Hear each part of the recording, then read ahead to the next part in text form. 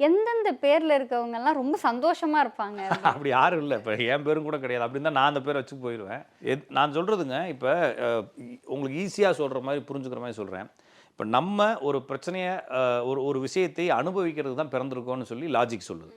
அது உண்மையா பொய்யாங்கிறத பத்தி இப்ப விவாதம் பண்ற அளவுக்கு எனக்கும் அறிவு கிடையாது, யாருக்கும் அறிவு கிடையாது. ஆனா என்ன சொல்லுது, எல்லா மதங்களும் நம்ம எல்லாத்தையும் மார்க்கங்கள தான் நம்ப வேண்டியது இருக்கு. ஏன்னா நம்மளுக்கு சுயபுத்தி கிடையாது. அப்படி சுயபுத்தியா இருந்தா நம்ம எல்லாத்தையும் விட்டுட்டு போயிருக்கணும். நம்மளுக்கு ஒரு ஒரு மார்க்கத்தினுடைய அடிப்படையில நெறைய பேர் இதுக்கு முன்னால வாழ்ந்தவங்க, நம்ம சொல்றத அவங்க பொய் சொல்றாங்கன்னு சொல்லாம, அவங்க நெறைய தத்துவங்களும் சொல்லிக்கிறாங்கறப்ப, அவங்க ஏதாச்சும் ஒரு உண்மைய சொல்லியிருப்பாங்க, புரிஞ்சிருப்பாங்க. இல்லன்னா அவங்க இந்த டிசைனை சொல்லும்போது அவங்களுக்குள்ள ஏதோ ஒரு நாலேட்ஜ் இருக்குன்ற அடிப்படையில நம்ம எடுக்கும்பொழுது என்ன சொல்றாங்கன்னா, இந்த வாழ்க்கை என்பது ஏதோ ஒரு பர்ப்பஸுக்காக தான் படைக்கப்பட்டிருக்கு. சரிங்களா? அப்ப இந்த வாழ்க்கைக்குள்ள ஏதோ ஒரு தேவையை அல்லது ஏதோ ஒரு வேலையை முடிக்கிறதுக்காக நம்ம இங்க எத்தனிக்கப்பட்டிருக்கோம், இல்லன்னா பணிக்கப்பட்டிருக்கோம் அப்படிங்கும் பொழுது, வேலையை நான் செய்ய வேண்டும். நான் இதே சிந்தனையில இருக்கணும். இப்ப நான் கண்ண மூடி ஒரு 3 தடவ மூச்சு இழுத்து விடுங்கன்னு சொன்னேன்னா, கண்ண மூடி உட்கார்ந்தாச்சு. உங்க உடம்புல என்ன ஆர்கன் நீங்க ஃபீல் பண்ணுவீங்க?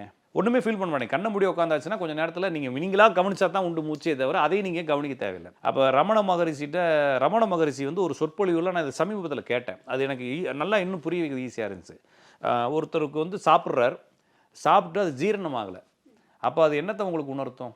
அப்படின்னா வயிறை உணர்த்தும். வயிறு பாரமா இருக்கு, வயிறு கடபடாங்குது, வயிறு இந்த பக்கமா பெயினா இருக்கு, வயிறு ஒரு மாரி உப்புசமா இருக்கு, ஒரு மாரி ஃபீல் இருக்குன்னு சொல்லுவோம் இல்லைங்களா? அப்ப உங்களுக்கு வயிறு இருப்பது உணர்ந்தால் அந்த வயித்துக்குள்ள ஏதோ ஒரு சரியான ப்ராசஸ் நடக்கலன்னு அர்த்தம். சரிதானே? அப்போ உங்களுக்கு அத ஒரு ஜீரணம் சரியாயிருச்சு, வயிறு தன்னுடைய வேலை சரியா செஞ்சுச்சுன்னா, வயிறு இருப்பதை நீங்கள் உணர்வதில்லை.